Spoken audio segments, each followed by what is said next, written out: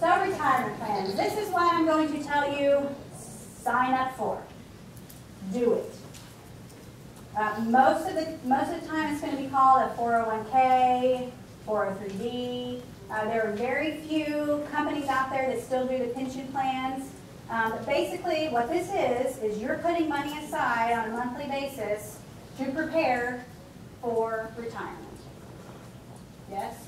And so at 22, 23, however old you are, it is really hard to think to this age. Okay? And it's really hard to say, you know, I really need that $30 a month because I'm only making, you know, $20,000.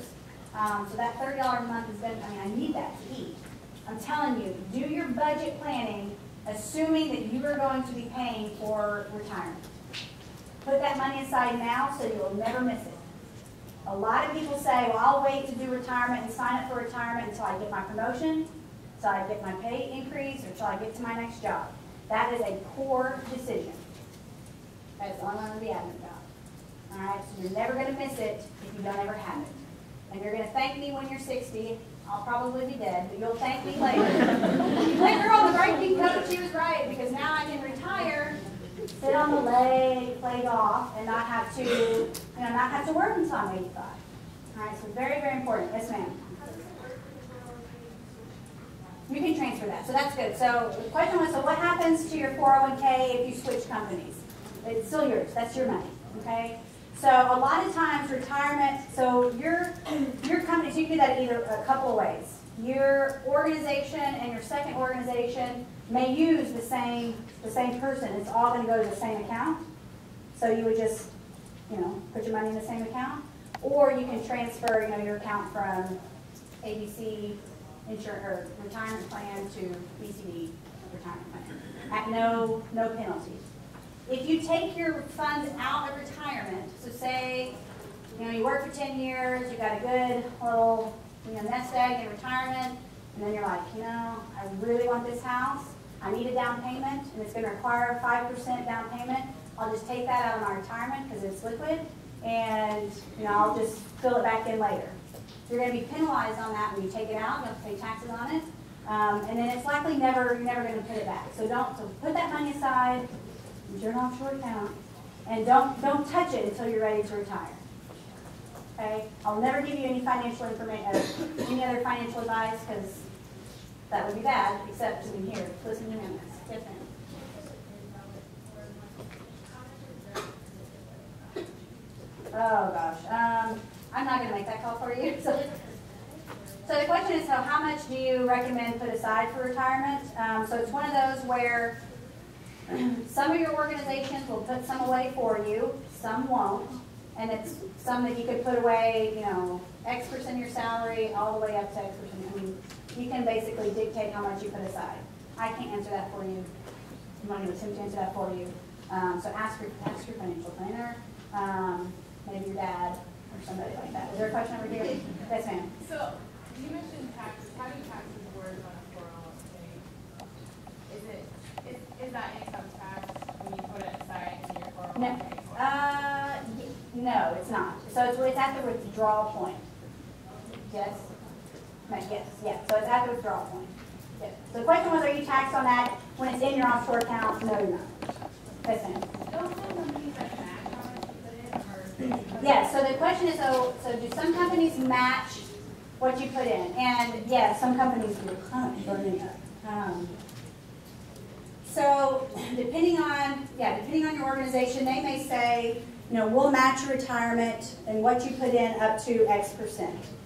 So what that means is they will potentially contribute a percentage of your salary, whether you contribute or not. Okay, so they'll put in like 2%. And then in addition to that, say you contribute 5% of your salary, they'll match that in your retirement. So I know that LaTanya Johns is going to be doing a salary negotiation workshop maybe next or at some point. Maybe sure you did. I don't know. I would go to that, or at least do the online afterwards, because that's something that nobody ever really thinks about when they're looking at what am I going to make in my first job out. And pay attention to that. So if your organization is going to put money into a retirement account, I mean, that's free. That's free money. And it may not be something you can use to go shopping today, but it can be something you use, you know, to spend the rest of your life with loved ones, you know. So that, I mean, that's free money. So pay attention to that, and that you can negotiate that at a lot of organizations. Good question. Any other questions on retirement planning? You can decide.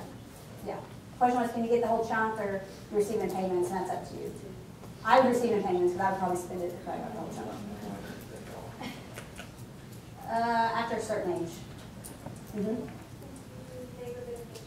Yes. Yes. Yes. Totally. Mm-hmm. Depends on the state you live in. So the question was, you know, do you name a beneficiary on your retirement? What's the answer? Yes. So big card. A lot of people forget about that, right? And then, what was the other question? Oh, if you name a child and it's a minor, what happens to that? So it depends on the state. You know, each state has regulations met up on that. You usually will have to name a person that kind of oversees that. But it is that person's money. Maybe they can't get it until they're not a minor. Or you could potentially stipulate, you know, they can't get it until they find, you know, a spouse or something. You know, like those really good movies. But yes, you will have a beneficiary for your retirement account. Brent, did you have a question? Yeah, you said a lot of companies don't have pension plans anymore. Why is that? I'm sorry, what? Pension plans, why are they? Because they're great.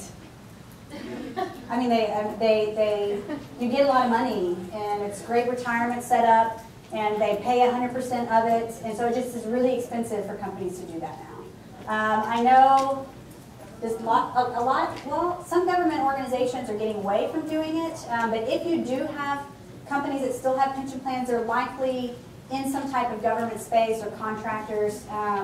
Lockheed, I don't know if they still do, but I know a lot of their workers are still under the pension plans. I don't know. I mean, that's not my expertise, but that's why it's expensive. Katie, do you have a question?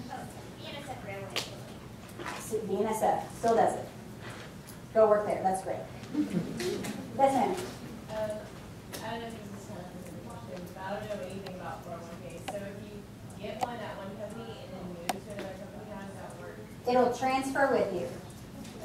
Yep. So it's okay. Well, it's still yours. So the 401k. So that's a great question. So the 401k is not attached to your company. Okay. So your 401k is it's a different firm. So it's like at a Fidelity Investments. So you're working for TCU, and my monthly retirement money is going to Fidelity Investments. Nothing to do with TCU. So if I go work for SMU, which I won't, but if I did, then I'm going to still contribute to Fidelity Investments.